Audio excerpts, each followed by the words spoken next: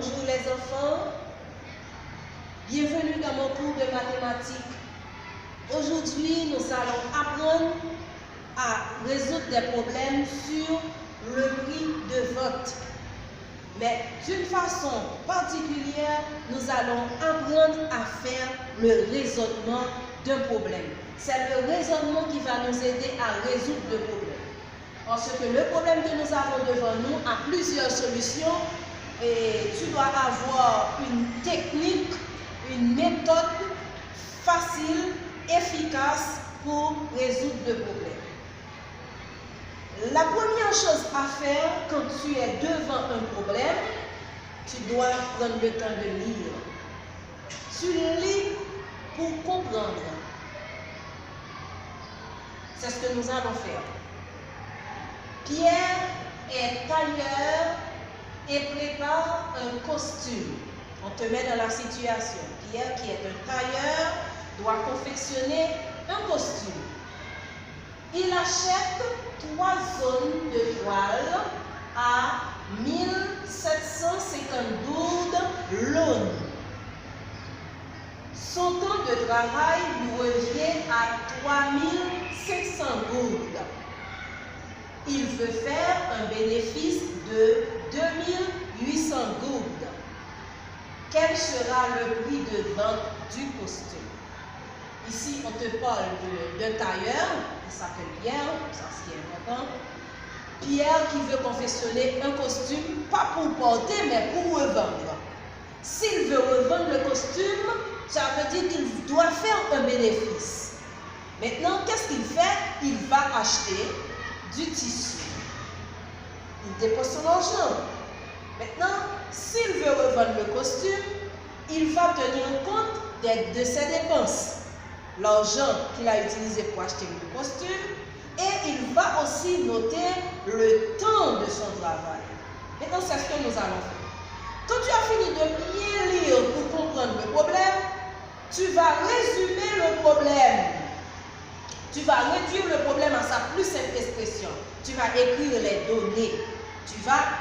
Dans le texte, tu vas relever toutes les données qui te seront utiles pour résoudre le problème. Justement, tu vas sur un cahier de brouillon et tu vas écrire données.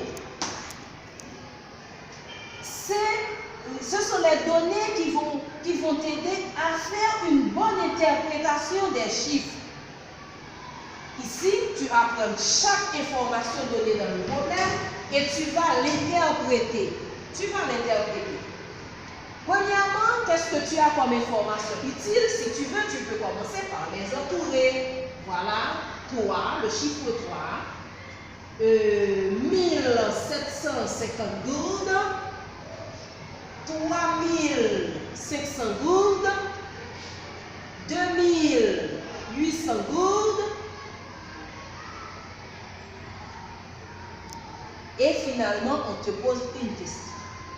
Tous ces nombres que tu as entourés, tu vas les interpréter. C'est-à-dire, tu vas dire, en écrivant les données, tu vas dire que représente chaque nombre. Tu as 3, c'est la quantité de tissu qui a été acheté, 3 zones de tissu.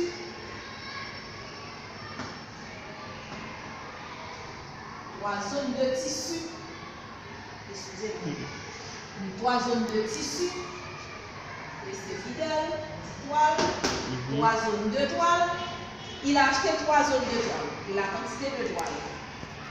Il y a un mot très important ici. Et tu vas faire attention à ce petit mot. Ici, on a 1750 gourdes. Que représente 1750 gourdes? Il faut faire attention au mot A. A. La préposition A. Ici, la préposition A donne tout son sens au nom de 1750. S'il achète 3 zones de toile à 1750 gourdes, cela veut dire que 1750 gourdes représente le prix d'une onde de tissu. Ce qui serait différent si on avait dit pour. Si on avait dit qu'il achète 3 zones de toile pour 1750 gourdes, 1750 gourdes représenterait le prix d'achat total du tissu. Mais ici, A préposition, 1750 gouttes égale prix d'achat du hall. Voilà. La bonne interprétation, à cause de la préposition A, 1750 gouttes représente le prix d'achat d'une seule aune de toile. Ok? Maintenant, son temps de travail lui revient à 3500 gouttes. Nous disons ce que 3500 gouttes représente dans le problème. Quand il a fini d'acheter le tissu, il doit confectionner ça, donc il doit être payé pour son travail. C'est ce qu'on pourrait appeler la main-d'œuvre. La main-d'œuvre. Eh bien, la main-d'œuvre est une sorte de frais. Donc, tu l'appelles frais. Oui, tu l'appelles frais. Frais. Ou bien, tu peux l'appeler main-d'œuvre. Donc, c'est un frais. Je mets frais parce que le mot frais va t'aider et va te faire voir quelle formule utiliser pour trouver la bonne solution. Donc, je mets frais pour 3500 gouttes. Un autre montant qu'il faut interpréter, c'est 2800 gouttes. 2800 gouttes. 2800 gouttes, qu'est-ce qu'on nous dit dans le problème? Il veut faire un bénéfice de 2800 gouttes. 2800 gouttes représente le bénéfice. Le bénéfice que Pierre va réaliser en vendant le costume. Maintenant, on n'a plus de nombre à interpréter. Nous allons écrire la question qui est posée. Quel sera le prix de vente du costume? Et tu écris comme ça. Prix de vente. Prix de vente du costume. Prix de vente du costume. Comme tu n'as pas cette information, tu mets un point d'interrogation. C'est la question que tu cherches. C'est l'information qu'on te demande. Le prix de vente du costume. Là, tu as fini avec les données. Tu as expliqué ce que représente chaque nombre. Donc, en un mot, tu as fait une bonne interprétation du problème. Utilise ta tête pour faire une bonne interprétation. Parce que la réussite et ta réussite va dépendre de l'interprétation que tu fais des informations qu'on te donne dans le problème. Fais bien attention. Tu dois utiliser ta petite tête. Tu dois utiliser ta petite tête. Voilà.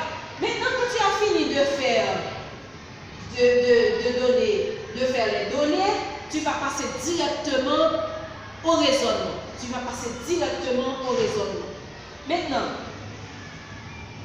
et pour le raisonnement, les chers enfants, pour le raisonnement,